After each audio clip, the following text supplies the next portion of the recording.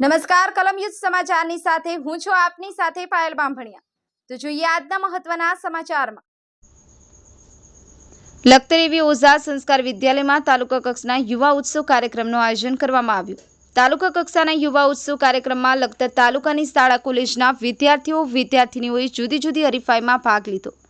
ગાંધીનગર યુવક સેવા અને સાંસ્કૃતિક વિભાગ, સુરેન્દ્રનગર જિલ્લા યુવક સેવા સાંસ્કૃતિક વિભાગ સુરેન્દ્રનગર દ્વારા શાળા કોલેજના વિદ્યાર્થીનીઓ સહિત ઓપન વિભાગમાં સિનિયર સિટીઝન ભાગ લઈ પોતાનામાં રહેલ કૌશલ્યનું પ્રદર્શન કરી શકે તે માટે યુવા ઉત્સવ સહિત જુદી જુદી સ્પર્ધામાં ભાગ તે માટે અનેક વિવિધ પ્રવૃત્તિઓનું આયોજન કરવામાં આવે છે। ત્યારે લખતર એવી ઓઝા સંસ્કાર વિદ્યાલયમાં તાલુકા કક્ષાના યુવા ઉત્સવનું આયોજન કરવામાં આવ્યું હતું।